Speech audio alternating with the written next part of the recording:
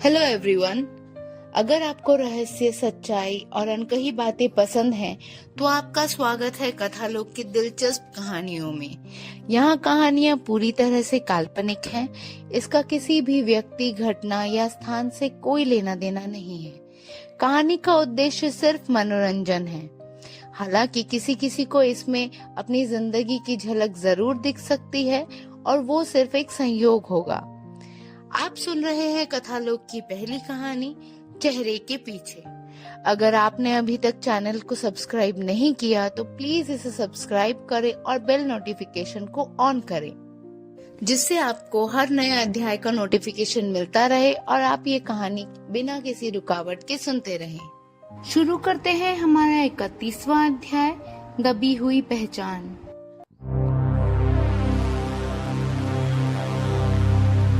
कभी कभी हम अपना नाम बदल देते हैं, चेहरा बदल देते हैं, पर अतीत कभी नहीं बदलता।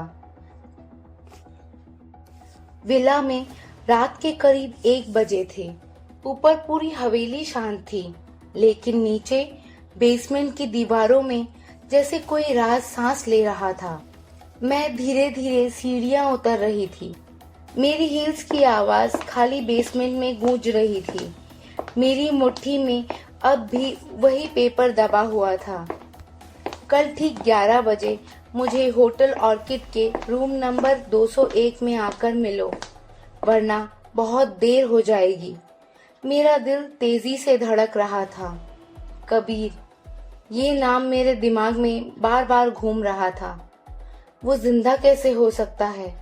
और उसने मुझे प्रज्ञा क्यों कहा? क्या उसने मुझे पहचान लिया? जैसे ही मैं नीचे पहुंची, दरवाजा अपने आप खुल गया। अंदर एक हल्की सी नीली रोशनी जल रही थी। मल्टीपल स्क्रीन्स चमक रही थी। हर स्क्रीन पर स्वीट 1701 की फुटेज, राहुल, वो 3 आदमी और मैं। जैसे कोई उस रूम में हुई हर हरकत को गहराई से नाप रहा हो। बेसमेंट में उस कमरे के बीचों बीच चीफ खड़े थे। मैं धीरे से अंदर आई। ईगल, आकाश, फ्यूज, काव्या, सबकी नजरें मुझ पर टिक गई। चीफ की भारी आवाज गूंजी, तुम लेट हो। मैंने कोई जवाब नहीं दिया, बस अंदर चली आई। मैंने महसूस किया आज कमरे में सस्पिशियन ज्यादा था, ट्रस्ट कम। चीफ धीरे धीरे मेरी तरफ बढ़े। क्या तुम अपनी हरकत को एक्सप्लेन कर सकती हो? तुम उस आदमी को देखकर पैनिक क्यों हो गई थी? चारों तरफ सन्नाटा छा गया। मैं चुप रही।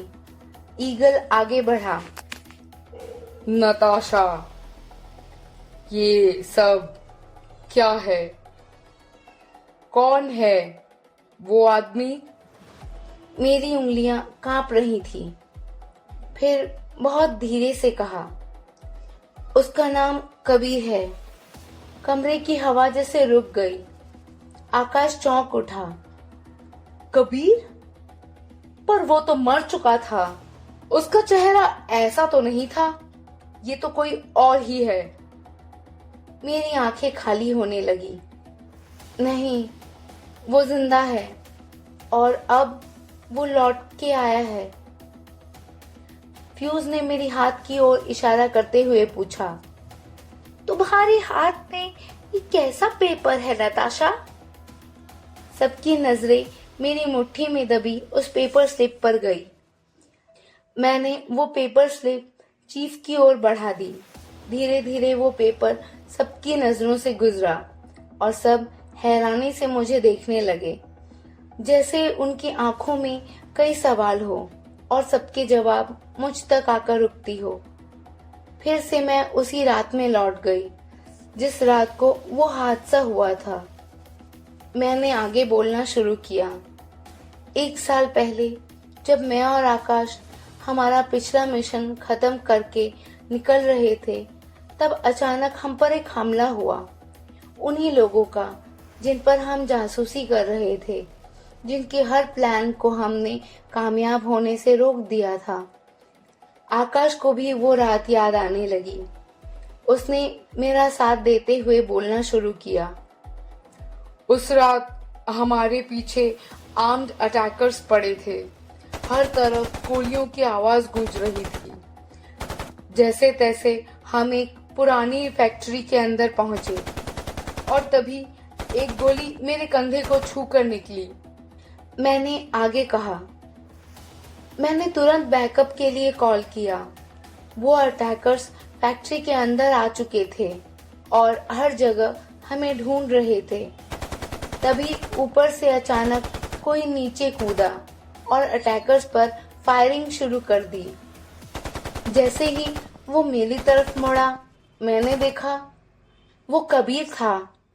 उसके चेहरे पर खून के छींटे थे, हाथ में गन और आंखों में सिर्फ मुझे बचाने की बेचैनी। कबीर मुझे वहां आकाश के साथ देखकर हैरान था। प्रज्ञा, तुम यहाँ क्या कर रही हो? ये आदमी कौन है और तुम इसके साथ क्यों हो? क्या चल रहा है ये सब? वहां अचानक कबीर को देखकर मैं बहुत हैरान हो गई थी और उसके सवालों का कोई जवाब सोच ही रही थी। तभी अचानक फैक्ट्री के ऑयल ड्रम्स में ब्लास्ट हो गया। कुछ ही सेकंड में चारों तरफ आग फैलने लगी। कबीर ने मेरी ओर देखते हुए कहा, ये जगह बहुत खतरनाक है, हमें यहाँ से अभी निकलना होगा। हम तीनों वहां से निकलने लगे। भागते वक्त एक बर्निंग सीलिंग मेरे ऊपर गिरने वाली थी, पर कबीर ने बीच में आकर मुझे बचा लिया। उसका हाथ और पीठ बुरी तरह से जलने लगा। उसने मुझे आकाश की ओर ढकेला और चीखते हुए कहा, यहाँ से जाओ प्रज्ञा। मैं खड़ी खड़ी उसे देखने लगी और अगले ही पल एक जलती हुई छत हमारे बीच आ गिरी।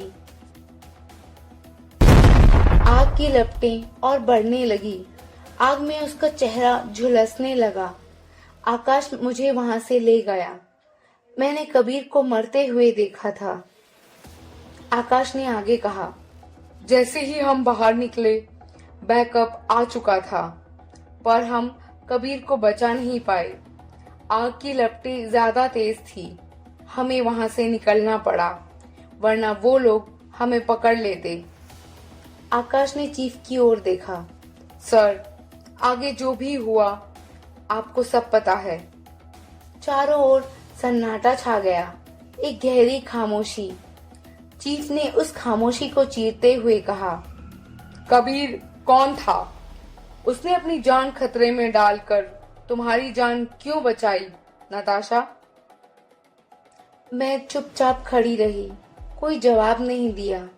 चीफ की आवाज थोड़ी सख्त हो गई। बताओ नताशा, क्या रिश्ता था तुम्हारा कबीर से? चीफ के जोर डालने के बाद भी मैं खामोश रही। उस रात को याद करने के बाद मेरे अंदर कुछ बदलने लगा था। मैं नताशा से प्रज्ञा बनने लगी थी। तभी आकाश मेरे पास आया। कुछ बोलो नताशा, बताओ सबको कबीर के बारे में। मैंने आकाश की ओर देखा। मेरी आंखों में अब भी उस रात का हादसा चल रहा था। आकाश ने मेरी तरफ देखा, फिर चीफ की ओर देखते हुए कहा, कबीर प्रज्ञा का हस्बैंड था। सब एक साथ चौंक पड़े। क्या? चीफ की आवाज में एक गुस्सा था। तुम मिशन पर थी, तुमने शादी क्यों की? आकाश ने आगे आते हुए कहा, वो शादी तब प्रज्ञा के लिए मजबूरी थी, मिशन को पूरा करने के लिए वो जरूरी था। चीफ ने गुस्से से आकाश की ओर देखा। मैं चीफ हूँ तुम लोगों का, और तुम दोनों को उस मिशन पर मैंने भेजा था। तुम दोनों ने इतना बड़ा फैसला ले लिया और मुझे बताने की जरूरत भी नहीं समझी। आकाश ने शांत आवाज में कहा, चीफ, उस रात के हादसे में कबीर मर चुका था। हमने उसे जलते हुए देखा था, और जब कबीर ही नहीं बचा तो प्रज्ञा से उसकी शादी का कोई मतलब ही नहीं था। और उस हादसे से उभरने में नताशा को काफी टाइम लगा, इसीलिए मैंने वो बात वहीं खत्म कर दी। चीफ का गुस्सा और बढ़ने लगा। वो कुछ कहने ही वाले थे कि अचानक एक स्क्रीन ब्लिंक करने लगी। काव्या की नजर उस स्क्रीन पर गई। वो हड़बड़ी में बोल पड़ी, ये कौन है? सबकी नजर उस स्क्रीन पर गई।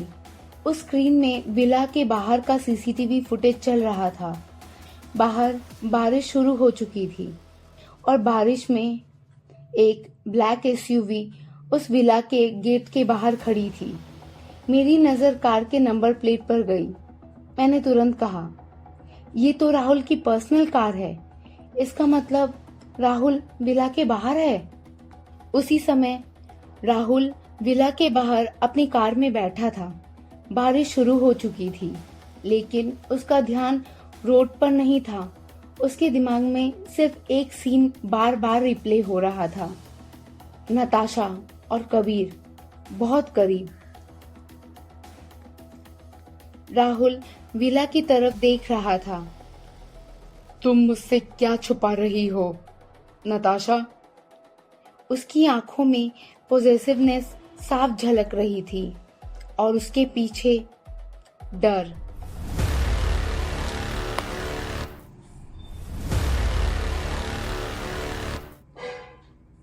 क्या राहुल ने नताशा और कबीर की पूरी बात सुन ली थी, या उसे सिर्फ एक शक हुआ उनकी करीबी से?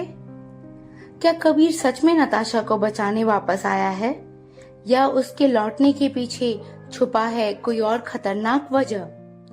अब जब चीफ को प्रज्ञा और कबीर की शादी का सच पता चल चुका है, तो क्या नताशा पर टीम का ट्रस्ट टूट जाएगा?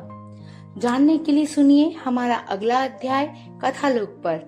आपको ये कहानी कैसी लग रही है, हमें कमेंट करके जरूर बताएं।